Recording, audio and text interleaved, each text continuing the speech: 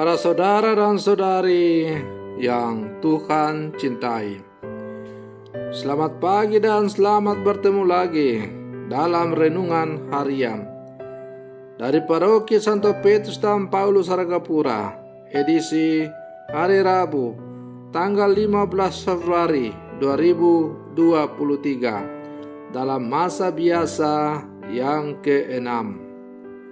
Mengawali hari yang baru ini, kita hendak mendengar dan merenungkan sabda Tuhan. Marilah sebelum kita mendengar dan merenungkan sabda Tuhan, kita berdoa.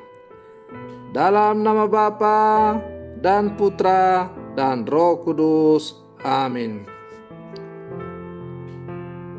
Allah Bapa Maha Setia, Engkau selalu tetap setia bila kami menepati sabdamu dengan tulus ikhlas. Semoga Kau buka mata hati budi kami, agar dapat memandang putramu terkasih yang memang Kau tunjukkan kepada kami, bahwa dialah kehidupan kami. Bersabdalah ya Tuhan, kami siap untuk mendengarkan. Terpujilah Engkau Bapa, Putra dan Roh Kudus, kini dan sepanjang segala masa. Amin. Para saudara dan saudari yang Tuhan cintai, sabda Tuhan yang hendak kita dengar dan kita renungkan untuk mengawali hari yang baru ini, hari Rabu dalam masa biasa yang ke-6, diambil dari Injil Markus pasal 8 ayat 22 sampai 26. Tuhan bersamamu dan bersama rohmu.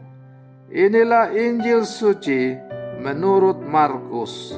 Dimuliakanlah Tuhan.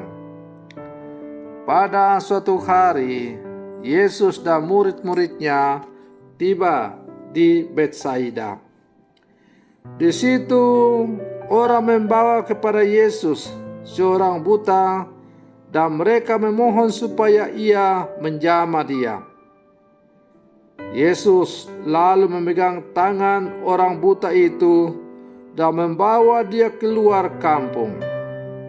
Lalu ia meludahi mata si buta dan meletakkan tangan di atasnya. Ia bertanya, "Sudahkah kau lihat sesuatu?" Orang itu memandang ke depan lalu berkata, "Aku melihat orang. Kulihat mereka berjalan-jalan, tetapi tampaknya seperti pohon-pohon yang berjalan." Yesus kemudian meletakkan tangannya lagi pada mata orang itu. Maka orang itu sungguh-sungguh melihat dan telah sembuh, sehingga ia dapat melihat segala sesuatu dengan jelas. Sesudah itu, Yesus menyuruh dia pulang ke rumahnya dan berkata, "Jangan masuk ke kampung." Demikianlah sabda Tuhan.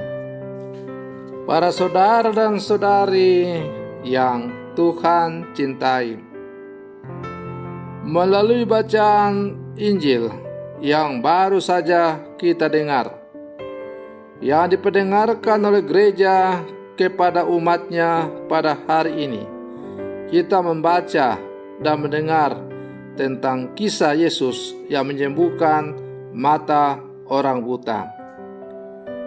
Tindakan itu, menyembuhkan mata orang buta, mengungkapkan belas kasih Allah pada manusia.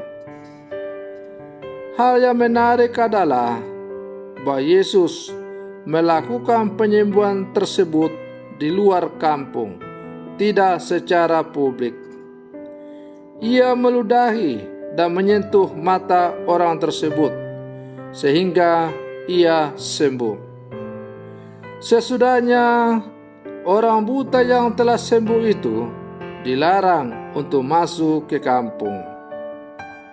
Para saudara dan saudari yang Tuhan cintai, hidup rohani pada intinya adalah soal relasi manusia dengan Tuhan. Suatu relasi yang baik mensyaratkan adanya komunikasi timbal balik. Semakin intens dan mendalam komunikasi itu terjalin, semakin mendalam pula relasi yang terbangun. Yesus mengundang kita bukan hanya untuk beribadah bersama. Dia juga ingin menjalin relasi pribadi yang intens dan akrab dengan kita. Dengan demikian, mata batin kita akan terbuka untuk melihat dan mengalami kehadiran Tuhan.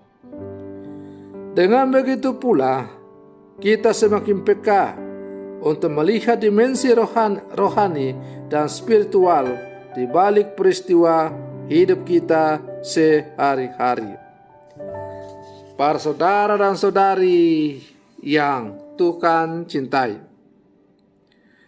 melalui peristiwa Yesus menyembuhkan mata orang yang buta yang baru saja kita dengar tadi, kita bisa melihat bahwa ada nilai kesabaran dan ketabahan yang dilandasi oleh hati yang penuh belas kasih yang ditunjukkan oleh Yesus tatkala menyembuhkan orang yang buta.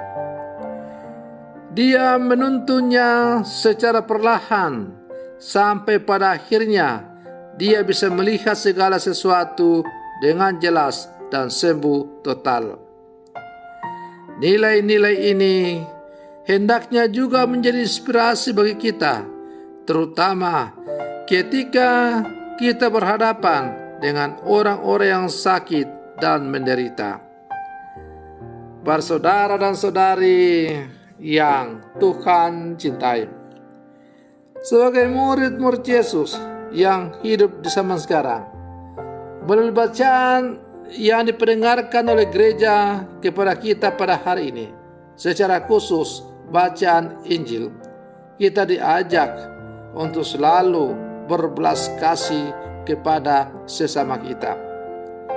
Sebagaimana Yesus yang berbelas kasih kepada orang buta dan kemudian menyembuhkannya, maka sebagai murid-murid Yesus, kita juga harus mampu memancarkan belas kasih Allah, belas kasih Yesus itu kepada sesama. Supaya kita bisa memancarkan belas kasih Allah itu kepada sesama, maka kita harus sungguh-sungguh merasakan dan menghidupi belas kasih Allah itu. Hanya orang yang sungguh mengalami, merasakan belas kasih Allah yang mampu berbelas kasih kepada sesama. Maka marilah para saudara dan saudari yang terkasih, sebagai murid-murid Yesus yang hidup zaman sekarang, kita terus menjalin relasi yang semakin akrab, intens dengan Allah, dengan Kristus Sang Penyelamat kita. Mudah-mudahan pada akhirnya kebersatuan kita, keakraban kita yang semakin mendalam dengan Tuhan akan memampukan kita untuk selalu menjadi rasul-rasul berbelas kasih yang selalu memancarkan belas kasih Allah kepada sesama dalam setiap perjalanan persiaran hidup kita di dunia ini. Semoga permenungan saya untuk mengawali hari yang baru ini semakin menghantar kita untuk menjadi murid-murid Yesus yang sejati. Semoga demikian. Selamat pagi. Tuhan Yesus memberkati.